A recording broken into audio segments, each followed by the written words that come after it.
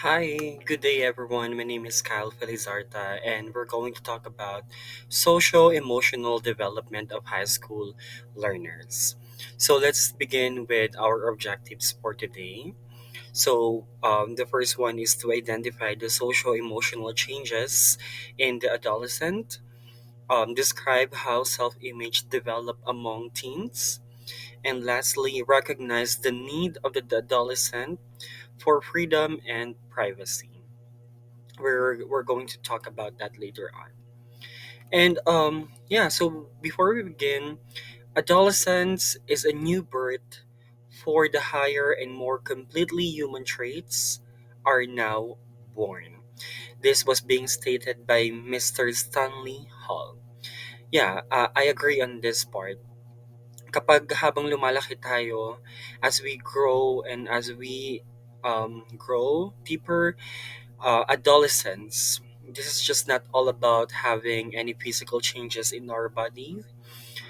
This is just also about a state of the maturity, kung saan yung mental ability natin is mas lalong na-engage to any other things, and also mas yung skills natin and everything is mas na-enhance pa at nag-grow pa yon as we grow older, especially in high school stage. Dito mas na-develop yung mga yun yung skills natin, tayo, kung ano tayo ngayon, mas lalong na-develop yun kasi yung mental stage natin nun is mas, ano na, compact na. Next slide. These are some things na pwede kong ma-share doon sa social emotional development as high school learners. So first is the self-understanding. So for self-understanding, as what being explained or stated there, we can see there that in early adolescence, the teen begins to acquire a reflective idea of oneself, not only in terms of immediate present, which younger children are also see, but in terms of their past and their future. So, totoo yun. Nung mga high school learners pa tayo, natanong natin yung kung ano magiging future natin. Dito nag start na naka-question natin kung anong magiging buhay natin in the future, right? So, self-understanding, dito rin, mas, nung mga high school pa tayo, dito natin naiintindihan kung ano-ano ba yung nangyayari sa paligid natin, and also sa atin na rin sa sarili natin. Kaya nagkakaroon na tayo ng mga social awareness, at kung ano-ano pang mga awareness yan doon sa pagiging high school learner natin, mas lalo natin naiintindihan yan at mas lalong nade-develop yung ating self-understanding, which also develop the self-esteem. So having the self-understanding is also you being able to develop what is self-esteem. So when we say self-esteem, this is you being able to appreciate yourself, or you being able to love yourself. That's why we can say that self-esteem is also equal to self-love. All right. So when we say self-esteem, yung ito yung yeah, just like what I said, ito yung kung paano mo mahalin yung sarili mo at kung paano ka mag-show sa others. This is really a matter of how confident you are and how developed yourself to present to others. That's why it was being stated there or defined there, popularity and external appearance, because it is correlated to each other.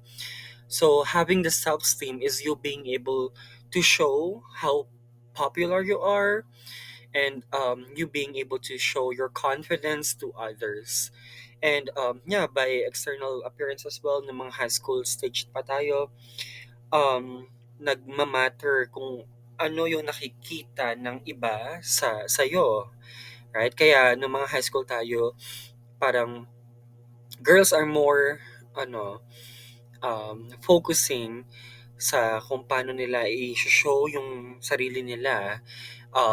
Let's say for yung girls natututo ng mag-makeup, like, yung lip tint, and any other foundation. Yung mga simple lang na nagbabago dun sa kanilang emotional, that also factors their emotional factor, yung kung paano nila i-deliver yung sarili nila towards the others. And dito rin, as what's being stated, the personal attitude and will to grow depends on the individual. So makikita rin natin yun, no, nung mga high school stage pa tayo na nag-develop yung self-esteem natin. And also, we have the friends and intimacy. Nade-develop din yung friendship and intimacy during the high school stage. What I mean from that is, during the high school stage, nade-develop yon, kaya nagkakaroon tayo ng iba't ibang level ng friendship. Okay, so that's why I listed there the different kind of friendship that we have when we are in high school stage. First is the acquaintance. When we say acquaintance, is this is the friends who you just periodically meet, but you still have the same bond. Okay, so ito yung mga kaibigan mong minsan mo lang makita, pero kapag nagkita kayo, you still have the bond, you still have the friendship, the first meet up or the first experience that you have with them. Okay, that's what we call the acquaintance. And next thing is the companions. The companions is the friends that you show or you share the same or the common interests. Yeah, you share the common interests. Just like me, even if nasa college days na ako, I still have these two friends, which is the acquaintance and companions. Um, One thing that I can share to you, with my companions, I can consider companions as my valuable friends, na nakakalaro ko madalas, that we have the same common interests, yung pagbabalibol.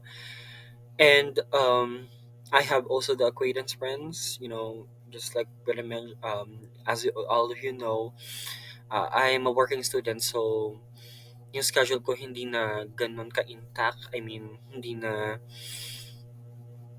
same sa other friends ko. So, we're just periodically meet each other, but we still have the same bond and a friendship, ng yung mga nakaraan pa. And also, we have also here the best friends. These are the friends that you can share your problems with. Best friends can be your acquaintance or companions with, or you can considerably, um, acquaintance, companions, best friends.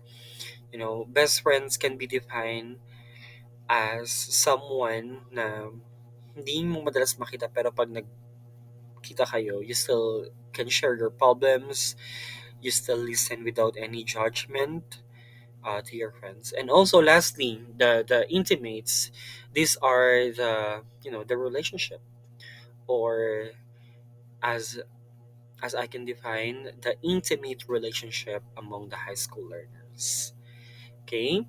Next is the identity crisis. This is very common, especially in high school stage. Dito na nagkakaroon ng identity crisis yung bata na nasa high school. As Let's all read this. James Marshall developed an interview method to measure identity. It looks at three different areas of functioning: occupational roles, beliefs and values, and sexuality. He also identified four different identity statuses that people move through as they develop their identity. So, James Marshall, siya yung gumawa ng mga ways on how we'll be able to, or the stages on how we'll be able to identify ourselves. We have here four, no? So we have here the foreclosure. So these are the adolescents who is just a follower, um, and they're still dependent to others. When we say foreclosure, ito yung wala ka pang pake kung sino ka. Ganun siya. Um, Hindi ka pa mulat at wala ka pang pake kung sino ka at magiging sino ka paglaki mo. So, that's foreclosure means. Next is moratorium. When we say moratorium, this is where the adolescent search and identify him or herself. So, ito yung mga adolescents na on the way na para makita nila at malaman nila kung sino nga sila. Okay? Lastly, next is the achiever or the identity achiever. Let's all congratulate these adolescents who know their self. I mean, themselves. Who know and they were able to achieve to find him or herself. They know what they like, they know what they love, they know who they are. And lastly, the diffusion. Diffusion, ito yung mga adolescents who are failing to find themselves when it comes to their interests, hobbies, and what they love and like to do. Now, my question is, do you know yourself? Next slide is what we call the stereotypical gender roles. So, on the high school stage, um, nagkakaroon tayo ng typical gender roles na yung high school tayo as what being instigated by Galambos and other researchers noong 1990. On their research, they mentioned that girls are more self-conscious during the high school stage. They are excelling when it comes to verbal skills, and they're investing more in an intimate friendships. And also, boys is very independent, and they likely to involve themselves in sports, and they're also excelling in math. Yeah. Next is the moral development. So for moral development, as the previous reporters, if you can all remember, we have three stages na na. Yung pre-conventional, conventional, and yung post-conventional. So for the pre-conventional, dito yung law and orders, if I'm not mistaken, yung law and orders, yung unethical value ba yun? Yung unethical ethical principles. Yeah, yung yon, and then yung the social contract. So during this stage or the moral development of the high school learners are expected and wishes to follow to conform on this type of things.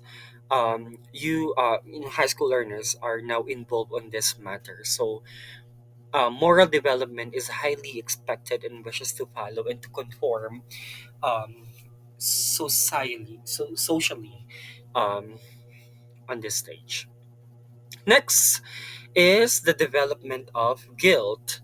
Um, Guilt is closely related to the concept of remorse, regret, and shame, and this is something that is being developed during this stage more likely. And during this stage for the guilt, um, there's a positive side and negative side of it. So for the positive side, it guilt makes us aware of what is what are the possible wrongdoings, and on the negative side, it can threaten our self-image. All right, so we should always highly develop ourselves. All right. Next is, I think this is the last one, the influence of the moral behavior. So, um, parents continue to make behavior conformance demand while the adolescence begins to feel need of the psychological freedom. So as we grow older, hindi lang tayo no na lumalaki. Um, Kaya nga nagiging independent din tayo sa sarili natin. That's why kailangan din na natin ng psychological freedom para mas lalo tayong mag-grow sa ating sarili. But it doesn't mean na kailangan natin kalimutan yung mga naging influence natin such as your friends, family, and the peers.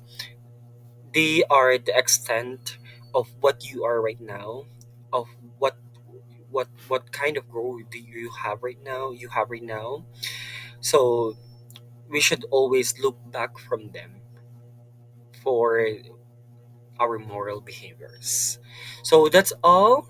And again, my name is Cal Zarta, and I hope that you were able to understood such things for my topic, which is the social emotional development of a high school learners. Thank you, and bye for now.